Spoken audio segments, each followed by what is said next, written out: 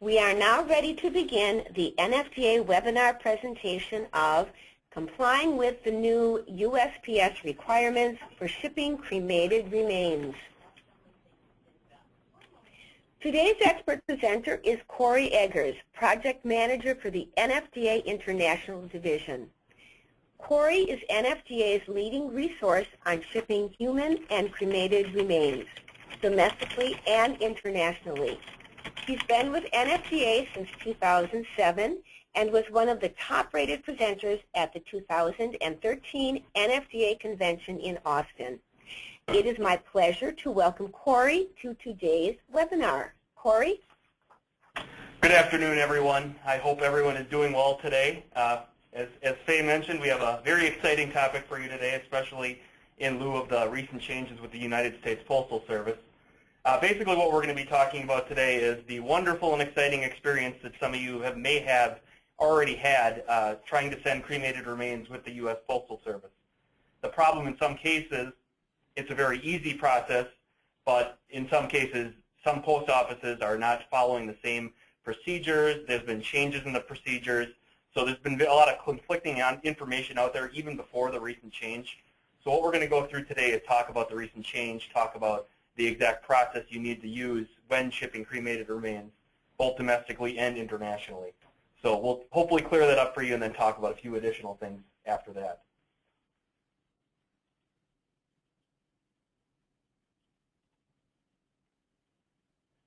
Okay, so today's agenda, first and foremost, we'll be talking about the USPS policy changes. We'll discuss all the different changes, all the different policies they have on file, the recent changes, pretty much clear up exactly what you need to do when shipping with the United States Postal Service. Following that, we'll talk about a couple shipping alternatives. This may be a little redundant for some of you, or it may be new information as well. Some of those options being hand carrying, using an airline cargo option, using a third-party carrier, mortuary shipping companies, and then finally talk about some documentation and some documentation changes we've made at NFDA for you. We'll discuss a couple special circumstances, especially I picked a couple countries, Germany and Belgium, which have a bit different procedures than some others. Obviously, it changes country to country, but those two have some special circumstances. We'll discuss some burial at sea requests we've received over the years, and then a couple unique requests. And then finally, we'll talk about the NFDA shipping survey we sent out last year and just kind of voiced some concerns some of your fellow funeral directors or you yourselves may have had in the past shipping. And we'll try to clear a couple of those questions up. And I will move through that process relatively quickly because I will want to get as many of your questions in at the end as I expect there may be some.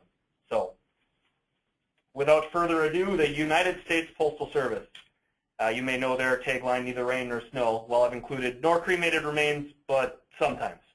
That's been the real issue, is that many of your fellow funeral directors have gone to the post office, in some cases gone for years, and now they're being told conflicting information from even the same post office agents that they've worked with for a long time.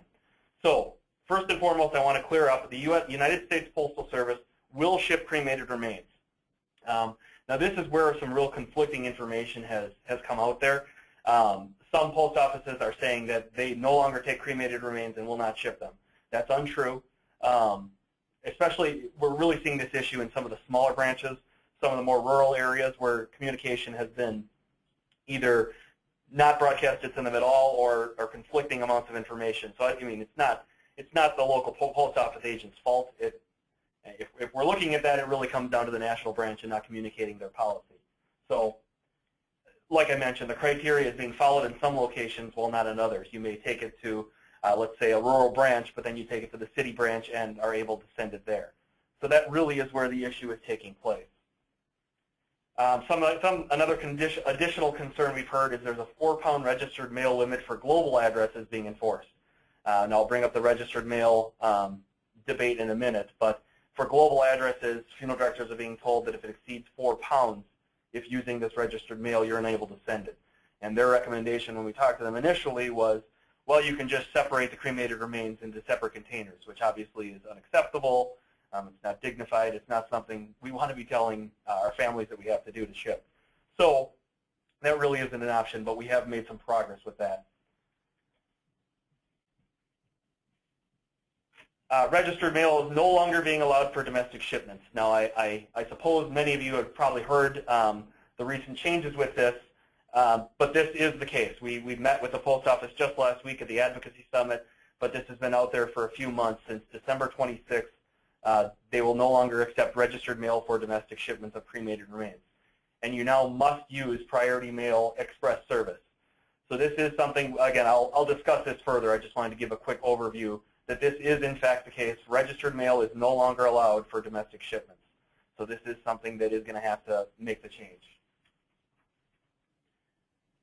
All right, before I get too far into some of the details with that, I just wanted to bring up the cremation labels. As this was introduced last year, and this kind of pertains to a lot of the information that they're giving us right now. So if you haven't seen the cremation label yet or have not used it, this is what it looks like.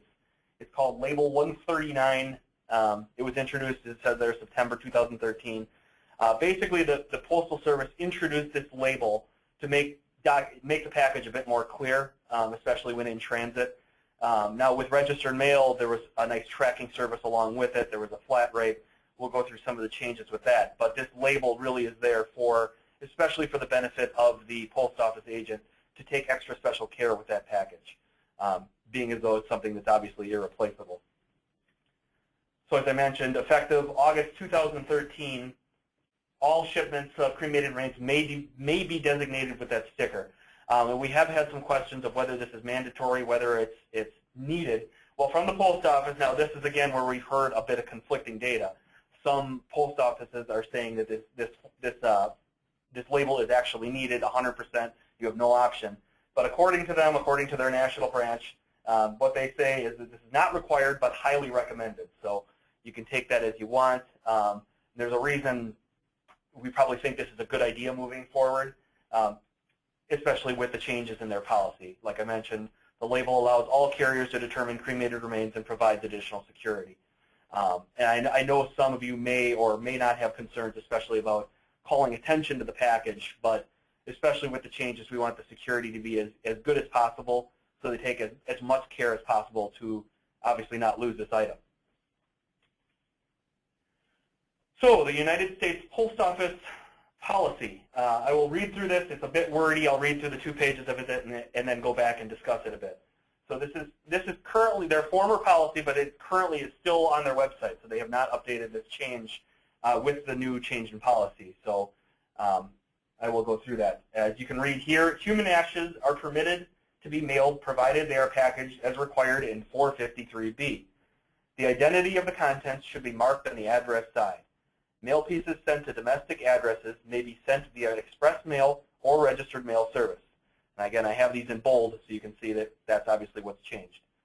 Mail pieces sent to an international address must be sent via registered mail service, and the country listed in the IMM must show that cremated remains are permitted, and registered mail service must be available for that country. And it continues. 453B, packaging and marking. Powders, dry materials that could cause damage, discomfort, destruction, or soiling upon escape or leakage must be packed in sift-proof containers or other containers that are sealed in durable sift-proof outer containers. So this is on their handbook. This is something all the local branches receive. So if they're looking at their policy, currently this is still what it's going to read, even though it doesn't reflect the changes. But you can definitely see here the United States Postal Service does ship cremated remains both domestically and internationally. Now, obviously, both of these have changed. We'll talk about those changes. But this really is a policy, especially if you're going to a local branch and they tell you, oh, we don't take cremated remains. This is something we either have on file here. You can use it from this webinar. You can use whatever you want. But this is their policy. So you can point out that in their manual, 452.2 cremated remains specifically allows for the shipment of cremated remains. So this can be a way you can use to help clear them up on the policy. But as I mentioned, obviously this has changed. So here is the update that we've received. It was published 1/26/14.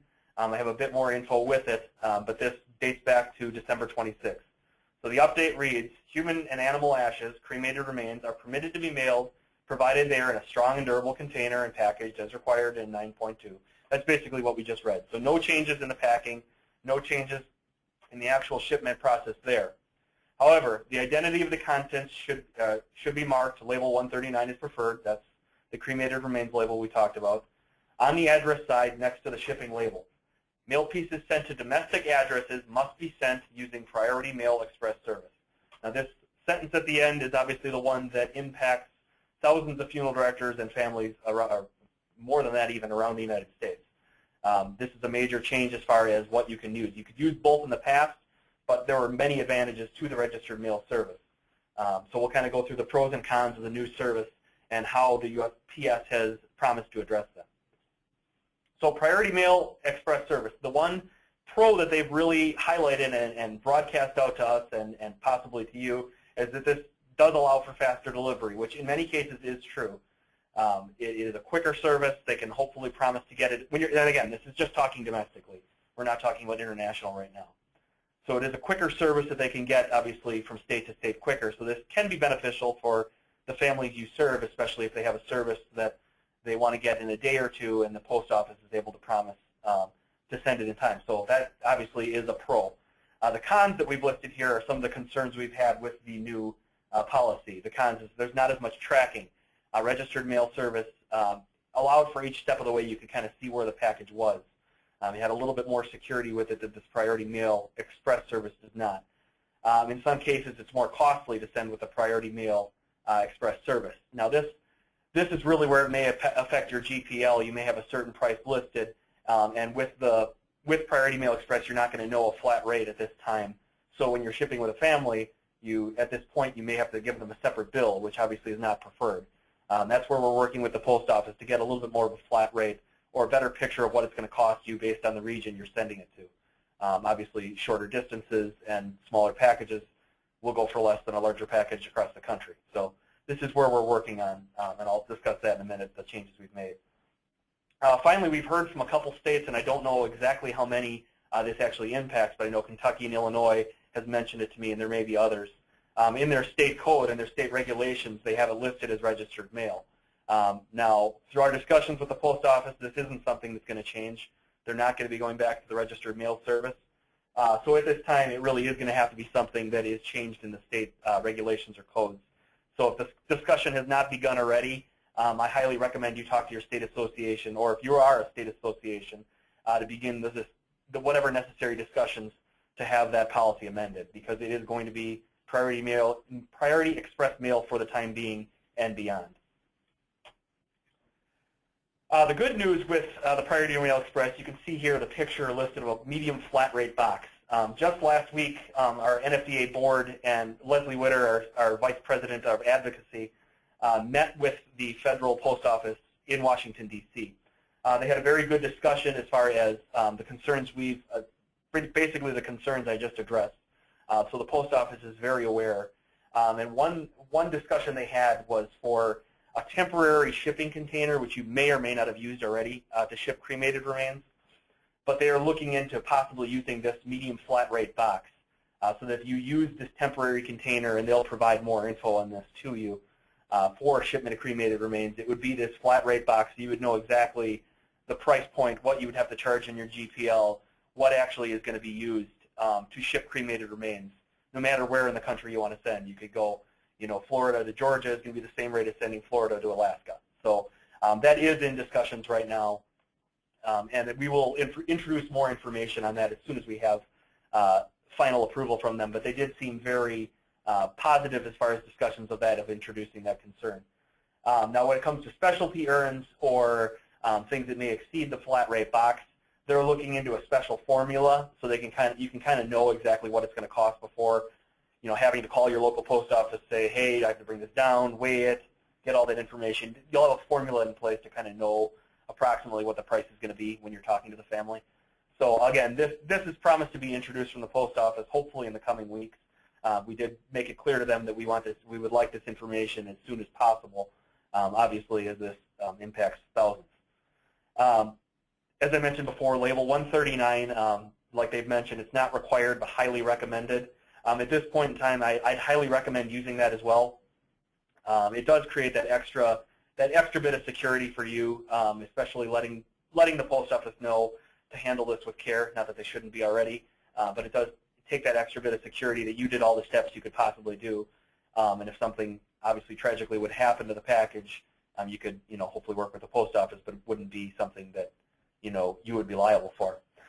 We do recommend you always get signature on delivery.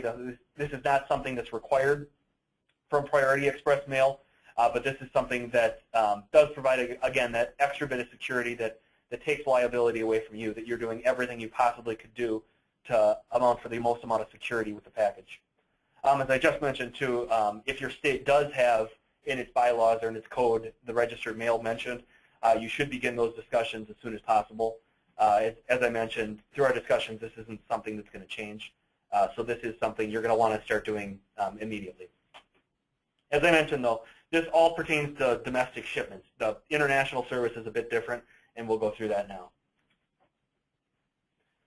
So the USPS International Handbook Policy Clarification. We received this last May. Myself and a few other members of our staff met to get some clarification in Washington from the post office. This is their clarification when using registered mail service internationally. Now, as far as we're concerned, as far as they've let us know, registered mail service is still available when sending an international package. There's a new way that probably is more preferred to use, but as far as all the information they've given us and they've explained to us, you are still able to use registered mail if it's available in that country. So here's the clarification. The country must admit cremated remains into their country, so that obviously is the first hurdle to clear. This can be done easily by checking the prohibitions in the individual country listing, or the ICL, at the IMM, or the International Mail Manual, and you can see at pe.usps.com. This is something I have here, so if you call NFDA and are looking for international guidelines, this is something I could provide you as well. I usually go through all the country guidelines, but then especially I'll look up at the post office first to see if the cremated remains are even allowed in, because some countries don't allow that, and then to see if registered mail service is allowed. So you can see if permitted by country, cremated remains may only be sent internationally via registered mail service. Registered mail service must also be permitted for that country in addition to allowing cremated remains. So there's two steps there. They have to allow cremated remains for starters, and then they have to allow registered mail service. Now this is something we do have a workaround now, which I'll discuss in a minute, but wanted you to be aware of those hurdles. It continues, the international registered mail service is only permitted for first-class mail international service, which includes the small flat rate box and flat rate envelope. Not available for GXG, Priority Mail, or Express Mail International, or regular Priority Mail International service. Now this is where there has been a change that's taken place, and I'll mention that policy in a minute, but when you're using registered mail service, it is still allowed. Finally, based on number 3, the first-class mail international service packages may only weigh up to 4 pounds. So this is where that 4-pound limit that I talked about earlier comes into play. So if a post office branch is telling you, well, this exceeds 4 pounds, well, that is true. If you're sending registered mail internationally, it only has to be 4 pounds or below. If it does exceed that, there are some other options that you're going to have to take in order to ship the cremated remains. However, as I mentioned, there is a new international shipping exception. All of this has been introduced in the last 6 months, so that's why there's been a lot of changes. We're trying to inform all the policy changes to you. So the new international shipping exception, for a long time it was just registered mail. However, now, just last July, they introduced Priority Mail Express International service, where available.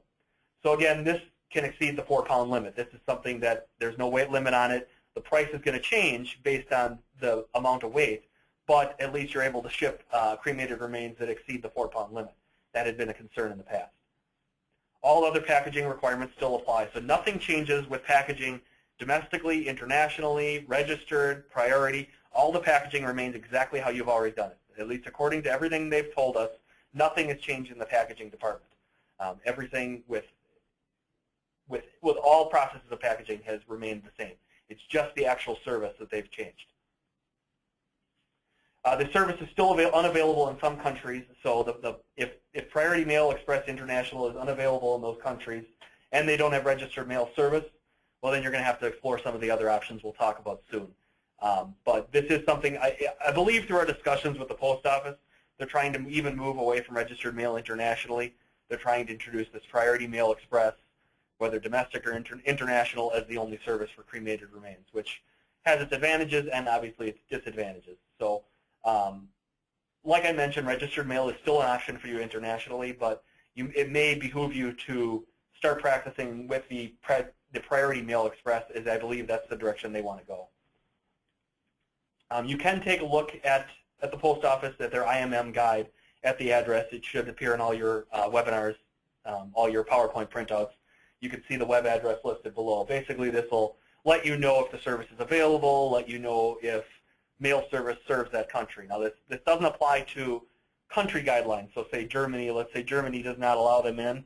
This only applies to if registered mail service is available there.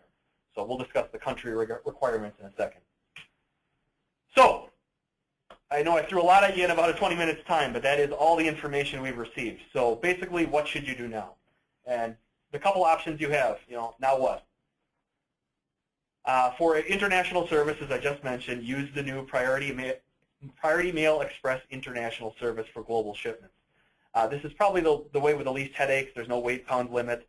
Like I did mention, though, the price is going to vary on country. But I think many families are very understanding of getting maybe that information a bit later, especially when you're dealing with shipping around the world. I think there's a bit more understanding than, say you need to send it 2 states away. Now you have to use Priority Mail Express Service for domestic shipments. Now, we have heard from some places that registered mail is being allowed in their cases, and the only reason this might be taking place is that the local post office doesn't know that they've made a policy change. So it's going to be out there to everyone. Everyone should be informed of it soon, so you probably should practice using the Priority Mail Express Service, especially since we've had on their file that they don't want to use registered mail service. You just don't want any liability of the post office coming back to you if something would unfortunately happen with the package. So you have to use the Priority Mail Express Service. If you do send registered mail internationally, you have to abide with the 4-pound limit. As I mentioned, that may change soon. Nothing in their discussions has let us know that they're going to be changing that forthcoming, but from all the other discussions and the changes they've made over the last 6 months, my gut would tell me that probably is going to be changed in the next year. The USPS recommendation to separate transportation containers, I'm not going to advise this one. That's what the post office has recommended for that 4-pound limit, but I would highly discourage that practice, as that is not something we want to set precedent for. You can use another service for domestic or international shipment, and we'll go through some of those other services you have an option for. Or finally, NFDA, we're going to continue to be active with the U.S. Postal Service. We do have some very good contacts with them now. Our meeting was very productive last week. So we really stressed why the issue is so important to millions of families, thousands of funeral directors, that this really does impact. So they're very aware that these changes are not something that is just going to be glossed over, especially when we express the concerns we have. So that basically is your options with the United States Post Office for the time being. So let's say the post office is not being very helpful. You don't want to use them. There's been too many changes. There are some alternatives you do have to the United States Postal Service. So we'll talk about the different options you have, whether it be the family hand carrying directly on an airline, shipping directly with an airline cargo company, or finally working with a mortuary shipping company. So we'll start with hand carrying cremated remains on an airline. Most airlines do allow cremated remains as a carry-on. Now, this is something if a family does come to you and say, this is talking state by state, country by country, they would like to travel with a cremated remains. This is a highly recommended way that we would advise, because it takes most of the liability away from you. And like I said, most airlines are very familiar with this, allow this, provided certain criteria is met. The main criteria that has to be met that you want to communicate to the family is that the urn or container must be able to be x-rayed. Now, TSA will not open the urn or container no matter what the family tells, even if they're saying, listen, I know you can't see in there, but it's the cremated remains. They have all the documents. But if they can't see inside the urn or container, they're not going to allow it on the plane. They're not going to allow it through security. So this is where you're looking at probably a wood, a plastic, ceramic urn. All those work. It just can't be lead-lined or metal that it can't see through. And any transportation containers, if you may be aware of them, they work just as well. So this isn't something that usually is an issue, but it's just if a family has an urn that they're not able to see through that's sealed, that's not something you're going to be able to allow to get through security that way. The proper paperwork must accompany the urn or container. Must be able to be scanned through security, as I mentioned. The proper paperwork must accompany the urn or container. Now, this is going to vary state by state, country by country, especially country by country. That's mainly what I'm referring to. But good practice to always have these 3 documents in addition to whatever is needed. We always advise to have a certified copy of the death certificate, a certified copy of the cremation certificate, and then finally, this isn't something that places will list out as much, but we recommend something on your funeral home letterhead, just a letter basically stating that the urn or container only contains the cremated remains of the individual. So if you have those 3 documents, that's always a good place to start. There may be additional documents that are required, but if you start with those 3, you're giving yourself a good amount of coverage as far as what TSA or an airline is going to need to get through. This is something I recommend when talking to countries, talking to airline. Rule of thumb, no matter what you are told by us, no matter what you hear, no matter what you read, always call the airline before they travel. I mean, the family can do this, but I would even recommend you doing it before turning the urn or container over to the family. It's just that extra amount of security that I mentioned before, just to verify that, hey, we've read your policy, it states that we allow it, we have all this documentation, is there anything else you need or anything else we should be made aware of? Just because you don't want to give the family all the information, give them the paperwork, give them the urn, they get to the airport and something happens and they're not allowed through, and they say, well, the funeral director told me I could get it through. You just want to do all your homework before so you give them everything they could possibly get. So this, like I mentioned, is a preferred way to go if a family would like to take the urn or container. That is the best way you could do it, because it basically, once you give them all this paperwork, it gives you no liability. There's no working with the post office, no working with others. So this is an obvious, highly recommended option. Problem is, it's not always doable. The family is sending to other family, or if it's going to another country, it may not be something that's doable.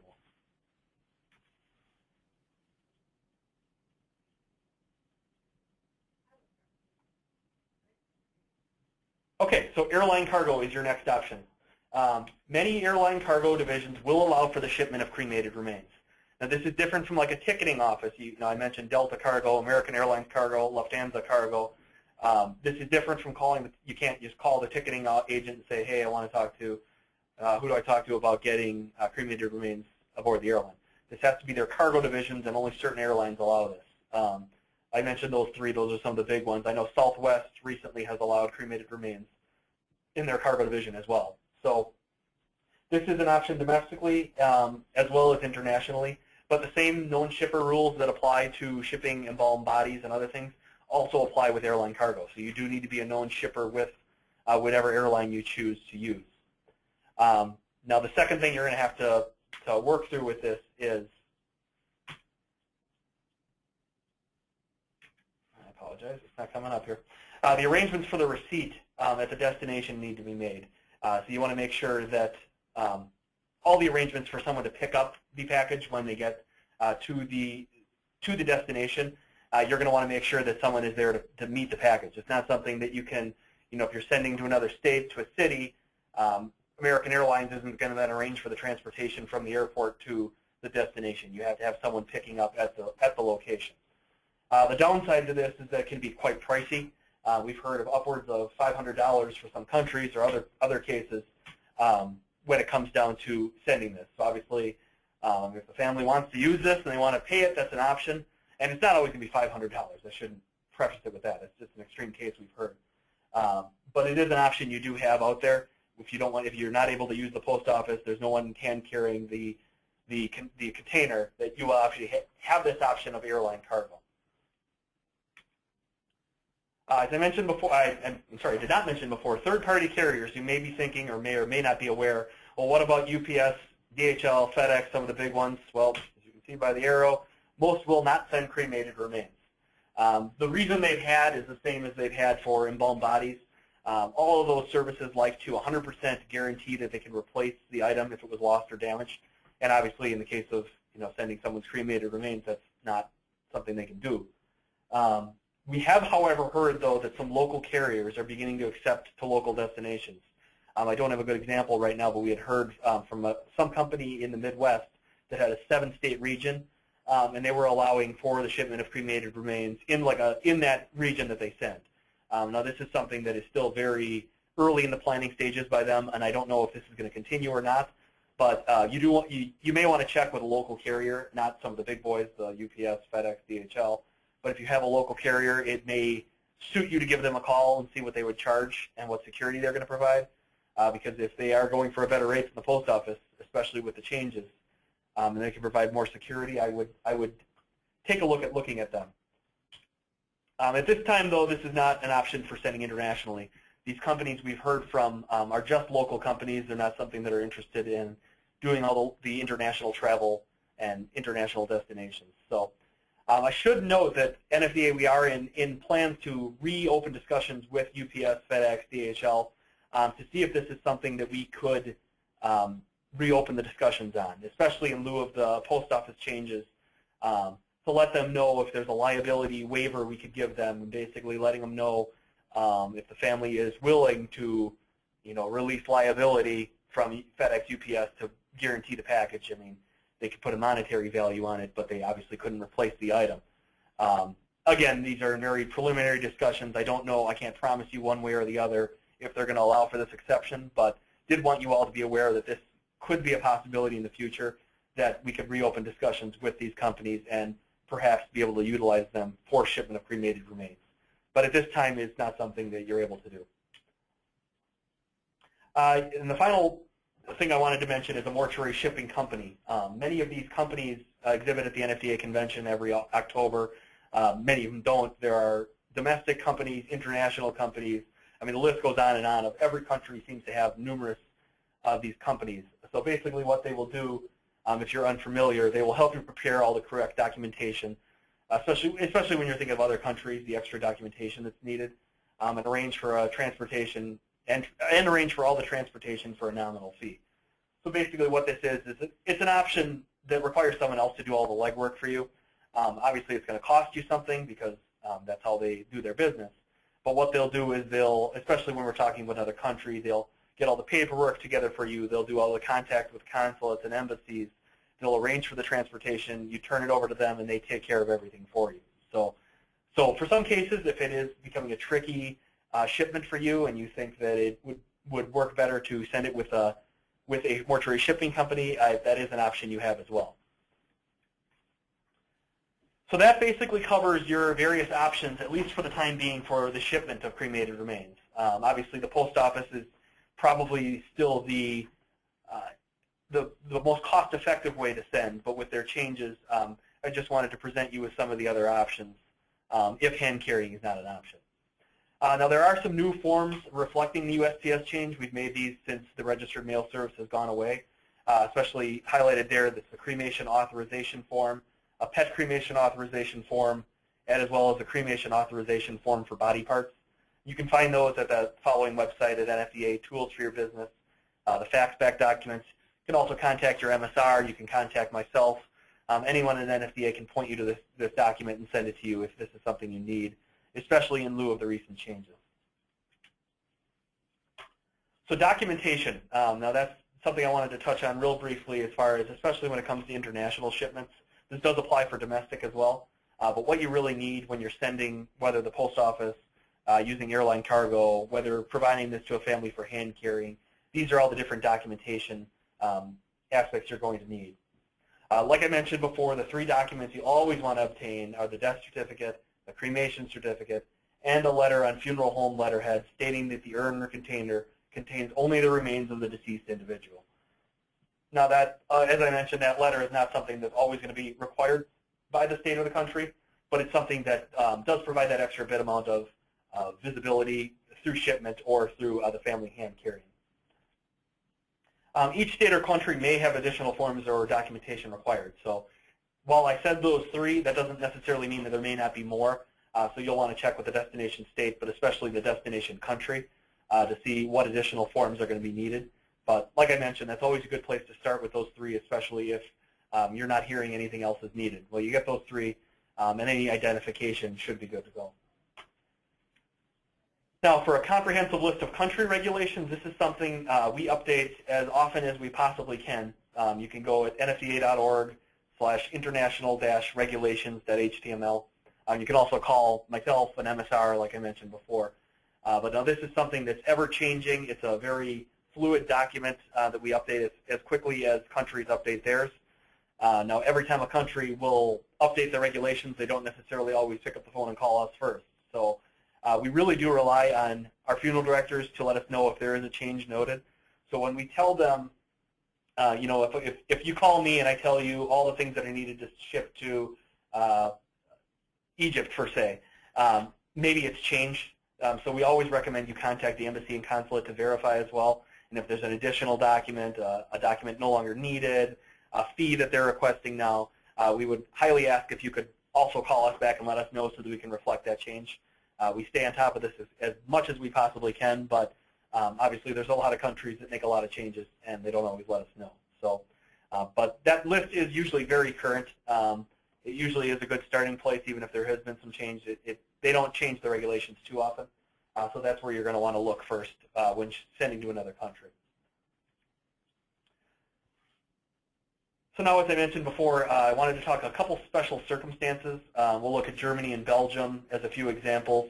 We'll look at a few of the issues regarding burial at sea, and then a couple more unique requests that we received over the years. So we'll start with Germany. Now, Germany is probably one of the trickiest countries to send cremated remains to.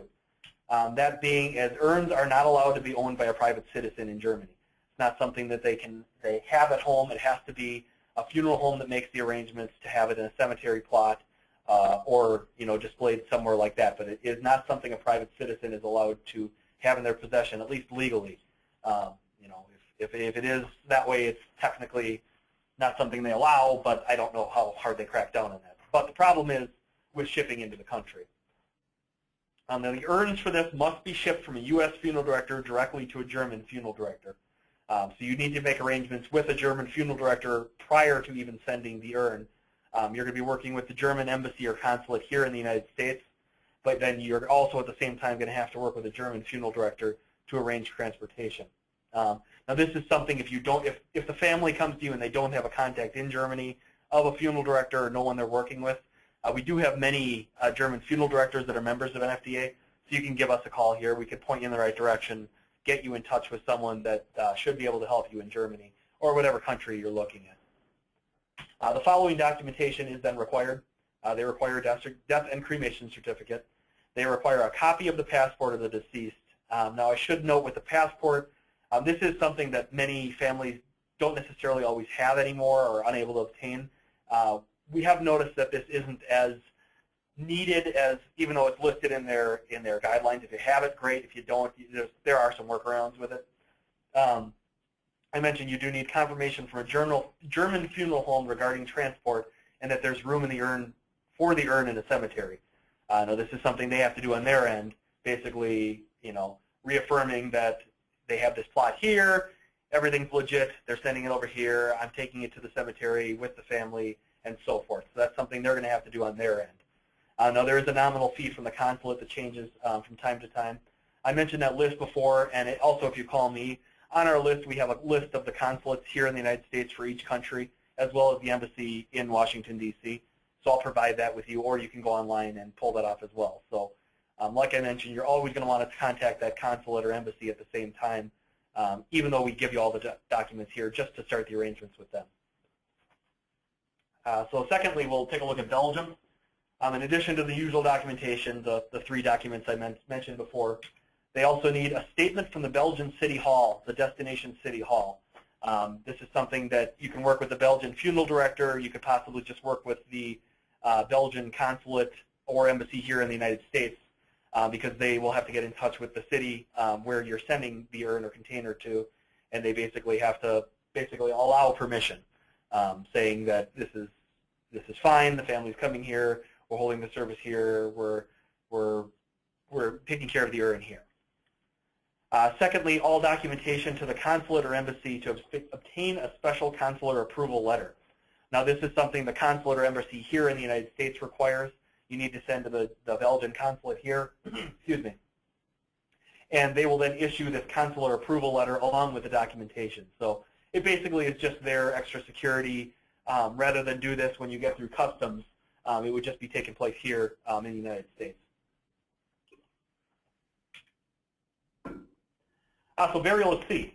Just want to take a quick look at a couple of these before we start to get to some questions in a minute. The scattering of ashes domestically, you do need to obtain, at least to do this according to the EPA, and I'll make sure everything's on the up and up, For domestically, for inland bodies of water, you need to obtain permission from the local jurisdiction. So if you're looking at, a lake or a pond or something here that the family requested, and they let you know this, you'll want to check with the municipality that controls that area just to make sure it's okay. Many times it will be. Some cases, obviously, they're going to say no. When you release it to the family and you do all the work, you obviously can't control what they're going to do, but you can provide them with all the information that you have in your end and all the correct liability. Now, when it comes to out to sea, it has to, at least to be legally here, according to the EPA, they want this at least 3 nautical miles from land. Now, we're not talking international waters or anything like that, but what they've requested is that for any scattering of ashes at sea, it has to be 3 nautical miles away from land. Now, again, like I said, if a family does something on their own after years of having the urn of the request, that's something you necessarily can't control. But at least if you inform them of the information, what the EPA has provided us with. Now, when it comes to scattering ashes internationally, many countries have very strict laws pertaining to this. To do your homework on your end, you're just going to want to contact the embassy or the consulate. Let them know, hey, this is what the family would like to do. Is this something that's doable? Is this something that I should let them know they can't do? And so forth. So pretty much for these kind of things, if you're arranging the service, this is the extra security you're going to want to take in advance just to make sure you're not violating any laws or going to get in trouble with the EPA or some local authority. And finally, some special circumstances. One I wanted to highlight was Iwo Jima. We had a call a couple years ago from a funeral director that a soldier had passed away. He had fought at Iwo Jima back in World War II, and in his wishes, he wanted to have his ashes scattered on Iwo Jima, where many of his fellow soldiers fell. Now, the problem is that Iwo Jima is no longer under United States control. The Japanese government controls it once again. There's no shipping lanes to Iwo Jima. It's not a normal inhabited island. It's not something that there are usually many trips to, aside from a memorial service or memorial type things that commemorate the battle in World War II. So what we had to do in this case was we had to contact the Iwo Jima Association, which is basically made up of representatives from the United States and the Japanese government, and they basically hold a memorial service every year. It helped them obtain permission from the Japanese government, so we were able to get the urn or container of this individual's cremated remains to the association, that then took it to Iwo Jima, and they performed the ceremony there on their annual memorial service. So it was very, very neat to see in the end that we were able to work with both governments, and they were very supportive of this kind of thing. This sort of procedure is typical around the world for many historical sites. So, a family may have requested their cremated remains scattered in various areas. You're just going to want to check with the local jurisdiction again, especially if it's like a battlefield type thing. You're going to want to check with the controlling government. If there's an association, like I mentioned, the Iwo Jima Association, and just obtain the permission. And many times, especially when it comes down to veterans, they'll have a certain area where they'll allow this. So this is very doable. But just wanted to make you aware of a special circumstance like that if you would deal with a circumstance such as that. Finally, the NFDA shipping survey. We sent this out last year. We had various responses just about, we wanted to know what kind of experiences many of you were having in the field, what kind of challenges you've seen, and I just wanted to address what we know of these challenges. So I'll just list them here. Number one, having documents translated. Now, this is something I don't know if you are aware or unaware of, that one of your member benefits, there is a company known as MTM Document Translation. This is something that basically you can pay a nominal fee, but you get, I believe, a 15% discount for being an NFDA member. And again, it's not an NFDA company. It's just one of our providers that we use this discount with. But what you will do then is if a country, say Mexico, needs all their documents in Spanish, you can send all your, your death certificate, your cremation certificate, any documents that are needed, send them to this service. You pay them the nominal fee. They'll translate everything into whatever language you need, send it back to you, and then you can provide it with the cremated remains, or in any case, with a body or whatever you're needing to send. So that is a nice service. You certainly, if you have someone that is bilingual and can translate the document and notarize it for you, and you can do it that way. The only thing with that is you want to make sure that this is official, because especially when you're dealing with Mexico, They want everything to be 100% certified. So if you're bilingual, you have to make sure the person is very fluent in writing Spanish or whatever language you need be. USPS uncooperative, well, you wouldn't be the first one. That's something we've heard very repeated refrain around the country, that it is something that it can be very challenging. We're trying to work with them as much as possible to try to get more clarification, as I mentioned, trying to make it that they're our only lifeline as far as sending cremated remains in some ways. So we want them to be as cooperative with us as possible. The paperwork, that's just something, especially when you're dealing internationally, that's there. Countries require it. There's really no workaround around it. The red tape, that's something we're trying to cut down, especially with the shipping process, but when it comes down to embassies, consulates, documents that way, it's something that you're just not going to be able to necessarily clear. Consulates, now this has been a repeated refrain that if you need to get a hold of the consulate, they're sometimes very tricky to get a hold of. The language barrier is quite tricky. For getting a hold of, that's very true. If you're having problems getting a hold of the consulate, I'd recommend contacting the embassy. They're a bit easier to get a hold of, and they can put you in touch with the right person. As far as the language barrier, if it becomes too hard to overcome, there is another service. It's called CLI. I can believe you get another 15% discount. All this information I have, our MSRs have, we have on our website. But what that service is, you basically call a number, let them know what language you need translated. They'll put a person on who speaks that language, and then they'll act as an interpreter between you and the consulate or whatever. So again, that may be a service you want to use if it's becoming too difficult. Many of the consulates should speak English, but it's not always the case. So that is an option you have. The regulations for cremated remains internationally are not clear. We're doing our best to try to make it as clear as possible, but obviously we're relying on the other country to provide this info. Of our regulations for countries, I'd say probably only about 30% of them list regulations for cremated remains. And that's true because a lot of them are just unfamiliar with what paperwork. That's why we recommend starting with those 3 documents, contacting consulate. If they don't need anything else, you're good to go with that. So that's a good place to start. And finally, the length of time it takes overseas, that's just the nature of the game. Sending anything overseas takes longer than it will state by state.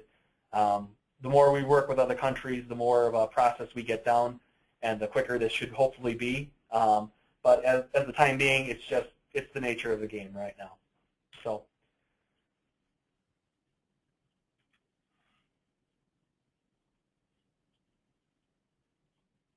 All right, so I want to open it up to any questions we have here. Please, anything that I've discussed today, I would be happy to take, whether it be with the post office, with other shipping requirements, any documentation, other shipping requirements, anything you may have, I would be happy to answer any questions. And actually, Corey, we do have some questions. Excellent. So Wayne asks, what about shipping cremation jewelry filled with cremated remains or other very small amounts? Yeah, Wayne, that's a great question. We've had a couple of those in the past, too. When it comes down to smaller containers, if you're using the post office especially, they still want the same type of requirements. If you don't, basically, let me put it this way. If you don't declare it as cremated remains, more than likely than not, it will make its destination. But to provide that extra bit of security, you're going to want to declare it as cremated remains and still meet this criteria. So I don't know if you're referring to registered mail. You still should be using priority mail or any other service like that, because it's still, no matter the size of the container, even if it's just a small portion of the cremated remains, it's something that they want you to declare. So I hope that answers. Here's another question, Corey, from Crystal. Do we need to provide label 139, or will the post office put it on? That's another good question. Thank you, Crystal. This is a label that the post office has, but you have to request from them. Now, this is where I've actually heard a bit of conflicting data, is that some post offices are charging for this label. It's not supposed to be something that is charged for, so I'm not sure if any of you have had different experiences. I'd love to hear that. From what their information they provided us, they have these labels that you're able to obtain, but they're not supposed to be something they're charging for. So if you are receiving that, I'd like to hear that, just so we can get to the bottom of that. But it is something that the post office has. You just have to then request when you're sending the shipment. Here's another question from Crystal, Corey. As far as packaging the cremains, do we still need to use paper tape? Another good question, Crystal. Thank you. As far as all their communications with us, yes, the paper tape, every packaging requirement of how you've always done it is still required, and nothing has changed there. So if something changes there, we'll let everyone know. But as far as their information they have provided us, no changes to the packaging requirements have been made. So if you've been using the paper tape and that's the way that they want things packed, I would continue to do it that way. Here's a question from Bill. What documentation would be used to ship animal cremains, as there is no certified death certificate or cremation certificate? You know, that's another great question. When it comes down to animal cremated remains, with the post office, it's usually not as tricky. They don't really differentiate between with the shipment of animal or human cremated remains. But when it comes down to countries especially, that is where you're going to want to contact the country to see what they want. In many cases, they're not going to, at least from what we've heard, they're not going to put up too much of a stink as far as additional documentation. They're just going to want, you know, something certified from you, letting them know that's what it is. If a crematory provides service, that kind of thing. But obviously, with no death certificate, it's not something that that obviously you're going to be dealing with. But that's a special case where you're really going to want to make sure you're in contact with that country. Because they don't put this isn't something they put on the books like they do for cremated human remains. It's just, it kind of goes by the wayside with them. Here's a question from Gerald. What was the name of the company that translates documents?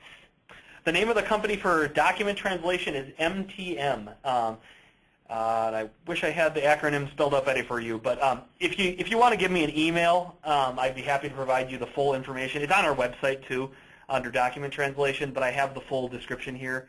But like I mentioned, it's called MTM, Document Translation Services. Okay, I'm just reading through some of these questions. Just give me one moment here. Would a family have more difficulty traveling internationally with cremated remains in their carry-on than they would domestically because of customs? That's another good question. Usually not, provided you speak with that consulate or embassy in advance, because basically what you're going to do, in some cases the consulate or embassy is going to perform the customs service basically for you before you even go. Like I mentioned with Belgium, they're going to issue that consular mortuary certificate. So basically what they're doing there is they're getting the documentations here. They're issuing saying, hey, listen, we approve this here. Let the cremated remains in. That's not something all countries are going to do. But so provided you have all the documentation they require and the funeral director provides all the correct paperwork, you shouldn't receive any more issues getting in versus domestic. I mean, obviously you have the customs step, but if you have the documents there and you have the hand carried, we haven't received any information that it's been any more difficult than domestically.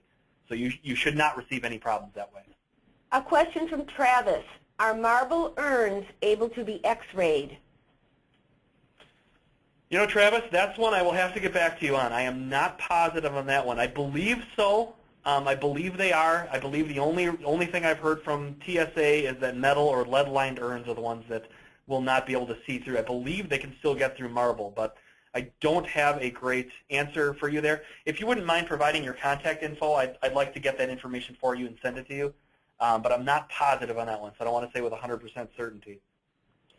From Greg, can the flat rate box be used now? Greg, as far as I know, not quite yet. We had that discussion last week. They promised to get this information out very soon if this would be allowed. Basically what we had to do is Bob Arrington actually provided the post office with one of the temporary containers to let them know what it looks like. So I think they needed to go through their official approval process, but they seem very optimistic about that, and I believe that's something they are going to clear. But as far as I know, it's not something you can currently use. It's something that you still have to use the varied rate. It's not a flat rate quite yet. Okay, give me another minute here to look at these. Let's see. Do you have any idea as to the approximate cost for shipping cremains under the new rules?